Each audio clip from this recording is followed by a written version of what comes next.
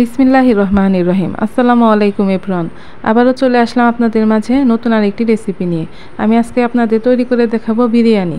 বিরিয়ানি কিন্তু আমরা ছোট বড় সবাই খুব পছন্দ করি, কিন্তু রান্নাটা অনেক আমরা ঝামেলা মনে করি, সেজন্য বিরিয়ানিটা রান্না করতে চাই না, অলসতা লাগে। আজকে আমি আপনাদের প্যাকেট মশলায় একদম সহজভাবে বিরিয়ানিটি তৈরি করে দেখাবো। তো যদি আমার বিরিয়ানির এই রেসিপিটি ভালো লেগে থাকে তাহলে অবশ্যই পুরো ভিডিও জুড়ে আমার সাথে থাকবেন। তাহলে চলুন প্রস্তুত প্রণালীটি শুরু করা যাক। এখানে আমি একটি প্যান নিয়ে নিয়েছি। এখন এখানে আমি দিয়ে দিচ্ছি কেটে ধুয়ে রাখা 1 কেজি গরুর মাংস। এখানে আমি গরুর মাংসগুলো ছোট ছোট পিস করে কেটে নিয়েছি।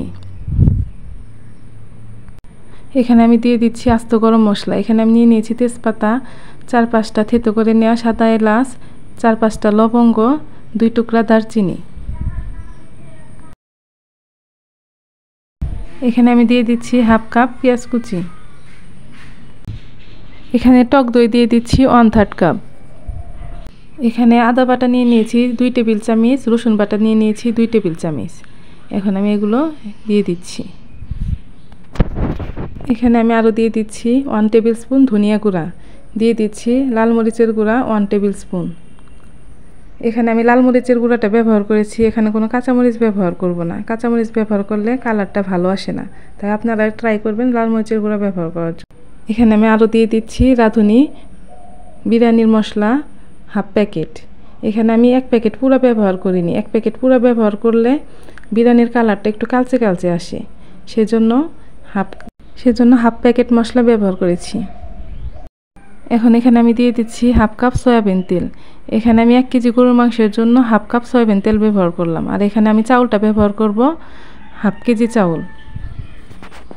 এখন আমি হাত দিয়ে খুব ভালোভাবে মেখে নিচ্ছি। ভালোভাবে মেখে নিয়ে আমি 10 মিনিট রেখে দেব রেস্টে। দিয়ে দিচ্ছি এখানে স্বাদ মতো লবণ। লবণটা দিয়ে আমি আরও কিছুক্ষণ মেখে নিব।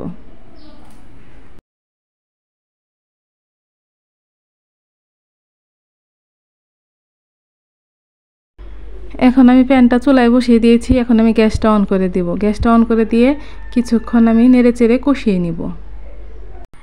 ঢাকনাটা খুলে এখন আমি একটু এপিট ওপিট করে নেড়ে দিচ্ছি।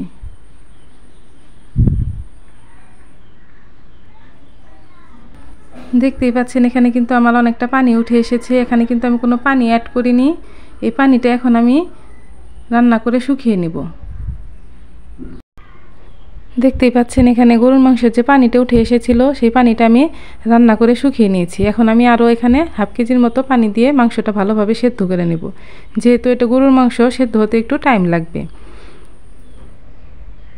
এখানে আমার মাংস রান্নাটা হয়ে গেছে। এখন আমি এই পাত্রটা চেঞ্জ করে নেব। এখানে একটি আমি পাতিল বসিয়ে দিচ্ছি। এখন আমি এই পাতিলের মধ্যে রান্না করা মাংসগুলো ঢেলে দিব। এখন আমি এখানে দিয়ে দিচ্ছি আগের থেকে ধুয়ে পানি ঝরিয়ে রাখা চিনি গুঁড়া চাউল। এখানে আমি 1 কেজি মাংসের জন্য 1/2 কেজি চাউল ব্যবহার করেছি। এখন আমি নেড়েচেড়ে ভালোভাবে মিশিয়ে নিব।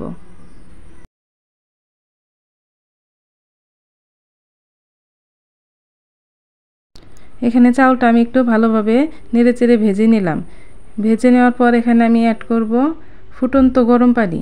এখানে আমি 1/2 কেজি চালের জন্য 1 কেজি গরম পানি ব্যবহার করছি। পানিটা আমি অন্য চুলায় গরম করে নিয়েছিলাম।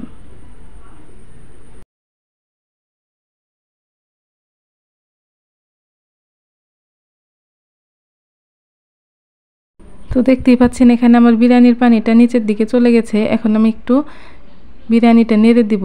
নেড়ে দিয়ে এখানে এই পর্যায়ে আমার চুলার আঁচটা একদম মিডিয়ামে আছে। এখন আমি মিডিয়ামের থেকেও একটু কম আঁচে ঢেকে রান্না করে নেব। এখানে আমি অ্যাড করে দিচ্ছি 1 টেবিল চামচ চিনি। চিনিটা অ্যাড করার কারণে বিরিয়ানির টেস্টটা বহুগুণে বেড়ে যায়।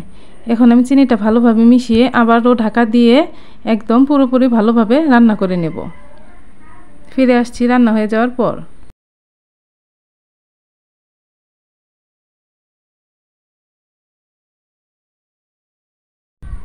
তো আমার বিরিয়ানিটি এখানে রান্না হয়ে গেছে। দেখতেই পাচ্ছেন আমার বিরিয়ানিটি কি সুন্দর একদম ঝরঝরে হয়েছে। তো আমার এই রেসিপিটি ফলো করে যদি আপনারা বিরিয়ানিটি রান্না করেন তাহলে অবশ্যই আপনাদের বিরিয়ানিটিও পারফেক্ট হবে। তো তো আমার এই আজকের রেসিপিটি যদি ভালো লেগে থাকে তাহলে অবশ্যই একটি লাইক দিয়ে চ্যানেলটি সাবস্ক্রাইব করে আমার পাশে থাকবেন ও ভিডিওটি শেয়ার করে অন্যকে দেখার সুযোগ করে দিবেন। সবাইকে সাপোর্ট করবেন, একে অন্যের পাশে থাকবেন। ধন্যবাদ সবাইকে। দেখা হবে নেক্সট ভিডিওতে। আল্লাহ হাফেজ।